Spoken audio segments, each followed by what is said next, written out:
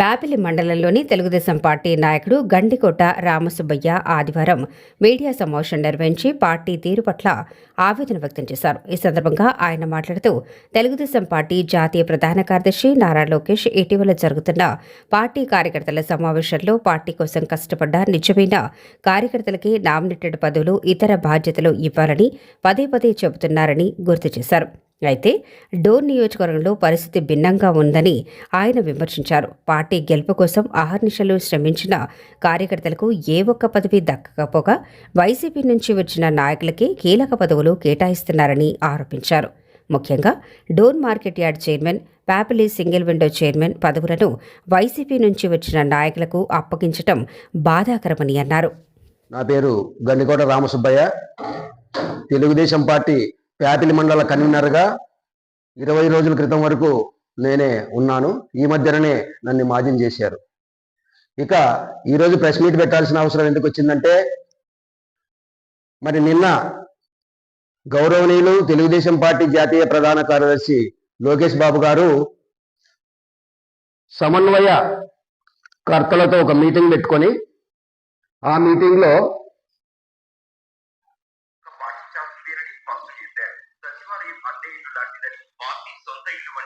అధికారం ఉన్నా లేకున్నా పార్టీ శాశ్వతమని లోకేష్ తెలిపారు. అందరూ పార్టీ లైన్కు లోబడి పనిచేయాల్సిందేనని స్పష్టం చేశారు. పార్టీ నేతలు, కార్యకర్తలను అనుసంధానం చేయాల్సిన బాధ్యత సమన్వయకర్తలదేనని, ఇన్ఛార్జ్ మంత్రులు ఎవరైనా సమన్వయకర్తల ఫోన్లకు స్పందించకపోతే పార్టీ అధినాయకత్వం దృష్టికి తేవాలని లోకేష్ సూచించారు.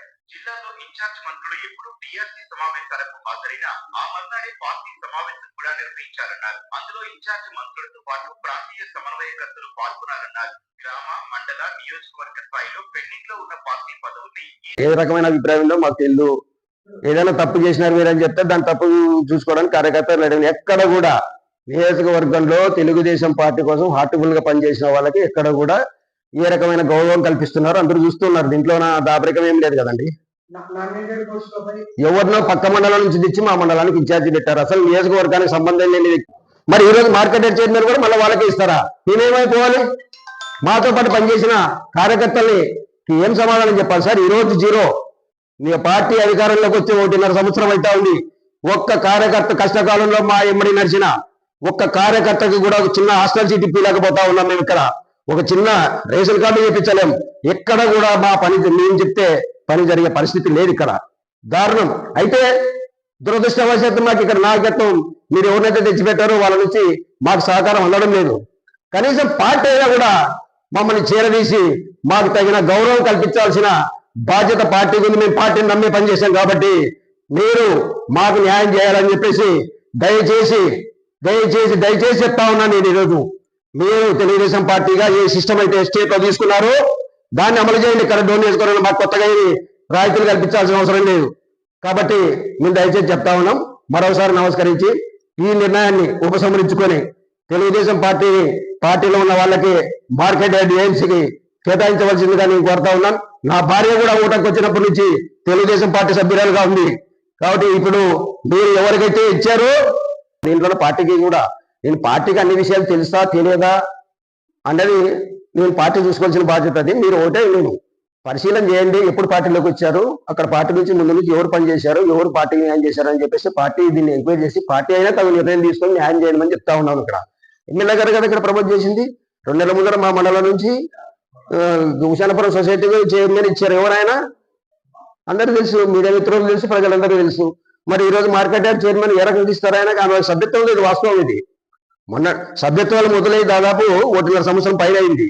కానీ అప్పుడు కూడా సభ్యత్వం చేసుకోలేదు. వాళ్ళు పార్టీలకు చేరినారా? ఆమె భర్త వరకే ఉంది సభ్యత్వం. ఆమెకి ఎప్పుడైతే మార్కెట్ యార్డ్ ఏఎంసీకి ప్రపోజ్ చేశారో చేసిన మరుసటి రోజు సభ్యత్వం చేయించారు. డేటాతో సహా ఉంటుంది. పార్టీ రికార్డు మార్చలేం కదా మనం. ఇది వాస్తవం. సభ్యత్వం కూడా లేని వాళ్ళకి మార్కెట్ యార్డ్ చైర్మన్ ఇస్తారు. ఈ రోజు నేను 2 సంవత్సరాలుగా పనిచేస్తూ ఉన్నాను. నా భార్య కూడా ఓటకు వచ్చిన రోజు నుంచి తెలుగుదేశం పార్టీ సభ్యురాలుగా కొనసాగుతుంది. ఆమె అన్ని రకాలుగా సహకరించబట్టి పార్టీ ఫుల్ టైం కేటాయించి ఫుల్ టైం మెంబర్గా నేను పార్టీ పనిచేయగలిగాను. నాకు కాని పక్షంలో నా భార్యకు అన్ని రకాలుగా రైట్ ఉంది. ఈ రోజు మార్కెట్ యార్డ్ చైర్మన్ చేయడానికి నేను రిక్వెస్ట్ చేశాను. పార్టీ ప్రభుత్వం ఏర్పడిన వెంటనే గౌరవ ఎమ్మెల్యే గారికి ఒక లెటర్ ఇచ్చాను, ముఖ్యమంత్రి గారికి లెటర్ ఇచ్చాను. మాకు నామినేటెడ్ పొజిషన్ మార్కెట్ యార్డ్ కల్పించండి అని చెప్పేసి సుమారు 1.5 సంవత్సరాలుగా అవస్థ ఉంది. మేము ఒకటే ఇక్కడ మాకు పనులు జరగకపోయినా పార్టీ ఉంది మాకు న్యాయం చేస్తుందనే ఆలోచనతోనే మేము వేచి చూస్తూ వచ్చాము. మరి ఈ రోజు మరీ దారుణంగా వైసీపీ నుంచి వచ్చిన వాళ్ళకి సింగిల్ విండో కట్టబెట్టారు. ఈ రోజు మార్కెట్ రేట్ ఇవ్వబోతా ఉన్నారు.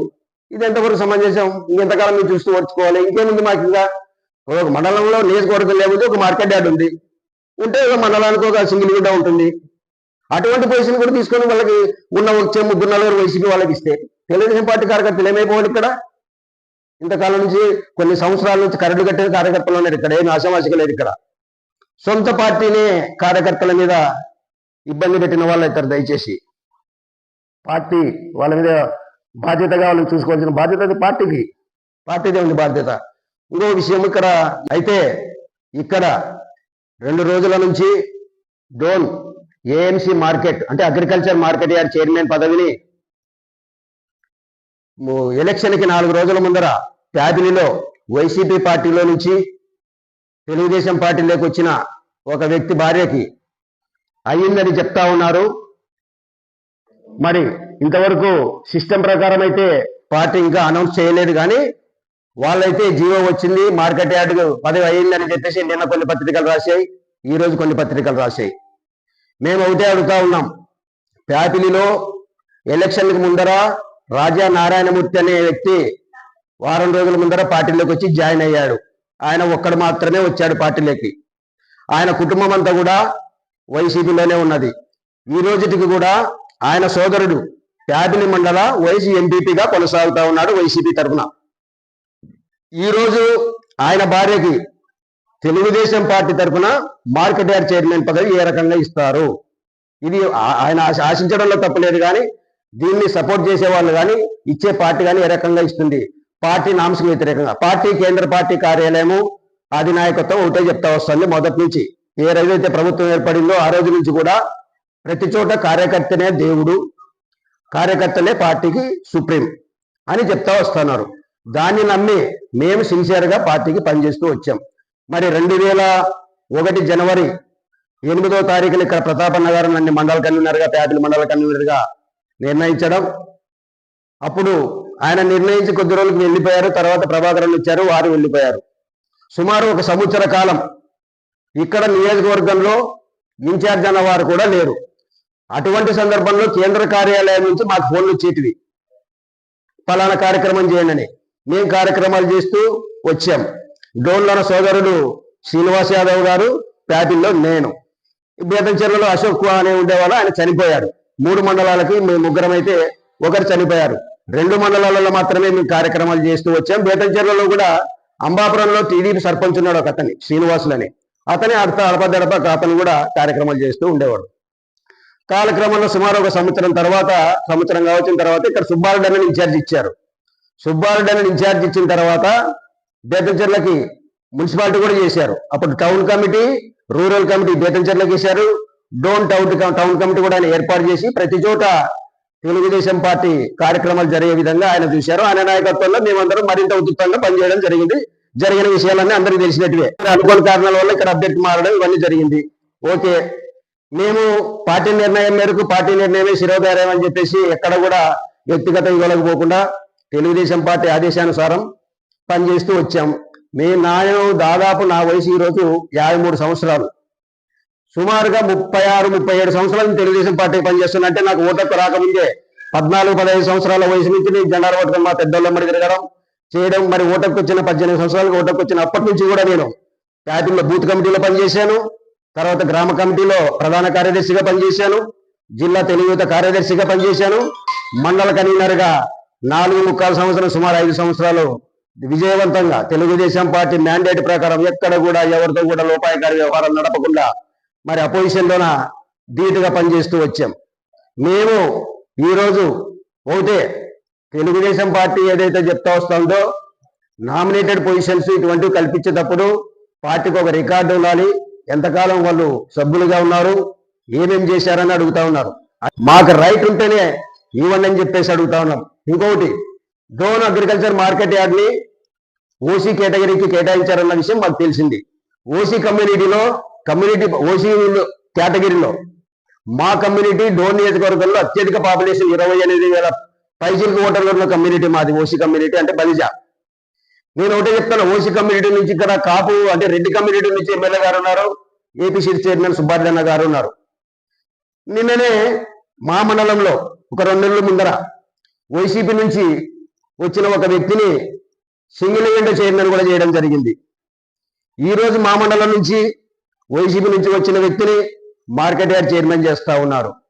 మేము కష్టకాలంలో 35-36 సంవత్సరాలు పైగా తెలుగుదేశం పార్టీని అంటిపెట్టుకొని పనిచేస్తా వస్తే మాకు ఏ రకమైనటువంటి గౌరవం కల్పించకపోగా ఈరోజు నేను ప్యాపిల్ మండల కన్వీనర్ గా ఉన్నప్పుడు ఇప్పుడు ఏ వ్యక్తికి అయితే మార్కెట్ యార్డ్ చైర్మన్ ఇవ్వబోతా ఉన్నారో ఆ వ్యక్తి వైసీపీ మండల కన్వీనర్. ఆ రోజు నేను టీడీపీ మండల కన్వీనర్ అయితే ఆయన వైసీపీ మండల convener plus market yard chairman YCP పార్టీలో. అతనితో ఎలక్షన్కి 2 నెలల ముందు వరకు కూడా మన కార్యకర్తల్ని వాళ్ళు వైసీపీ అధికారాన్ని ఉపయోగించి అనేక రకాలుగా ఇబ్బంది పెట్టిన వారు వాళ్ళు. మరి ఎలక్షన్కి వారం రోజుల ముందర వైసీపీ నుంచి పార్టీలో జాయిన్ అయితే మన హుసేనాపురం సింగిల్ విండోకి ఒక వ్యక్తిని, అతని కాంగ్రెస్ లో ఉన్నప్పుడు ఆయనే, వైసీపీ పార్టీ అధికారంలో ఉన్నప్పుడు ఆయనే సింగిల్ విండో చైర్మన్. ఈరోజు టీడీపీ అధికారంలోకి వస్తే మళ్ళీ తిరిగి ఆయనే వైసీపీ చైర్మన్. అదేవిధంగా మరి మార్కెట్ యార్డ్ తీసుకుంటే వైసీపీ పార్టీలో ఆయనే మార్కెట్ యార్డ్ చైర్మన్, ఈరోజు టీడీపీ అధికారంలోకి వస్తే ఆయనే మార్కెట్ యార్డ్ చైర్మన్. మేము కొన్ని సంవత్సరాలుగా వీళ్ళు చేసే అరాచకాలను ఎదుర్కొని ప్రజలకు అండగా నిలబడుతూ తెలుగుదేశం పార్టీ తరఫున మేము పనిచేస్తే ఈరోజు తిరిగి వాళ్ళని తెలుగుదేశం పార్టీలోకి వస్తే మళ్ళీ అది పదవులు ఇస్తారా? ఇదంతవరకు సమంజసం సార్. మేము ఒకటే అడుగుతా ఉన్నాం, దయచేసి ఈ విషయాలన్నీ కూడా నారా లోకేష్ బాబు గారికి తెలిసినో తెలియదో వారికి తెలియకుండానే జరుగుతుందని భావిస్తా ఉన్నాం మేము. దీన్ని ఈ రోజు పొద్దున వార్తలలో ఈటీవీ న్యూస్ లో ప్రతి ఒక్కరు రాష్ట్రమే కాకుండా మొత్తం అందరూ చూశారు లోకేష్ బాబు గారు ఏం చెప్తారని. దాని మీద మేము చివరి ఆశతో అడుగుతా ఉన్నాం, లోకేష్ బాబు గారు మీరు చెప్పిన విషయాన్ని అమలు చేయండి. ఇక్కడ డోన్ నియోజకవర్గంలో ఏదైతే కొత్తగా తెలుగుదేశం పార్టీలోకి వచ్చిన వాళ్ళకి, పదవుల కోసం వచ్చిన వాళ్ళకి ఎక్కడ కూడా ఇవ్వద్దండి, పాత వాళ్ళకి ప్రయారిటీ ఇవ్వండి అని మీరు చెప్తా వస్తున్నారు. అది ఇక్కడ అమలు చేయండి. డోన్ నియోజకవర్గంలో అది అమలు జరగడం లేదు, కొత్త వాళ్ళకే పదవులు ఇస్తా ఉన్నారు. దాన్ని ఇక్కడ అమలు చేయండి దయచేసి.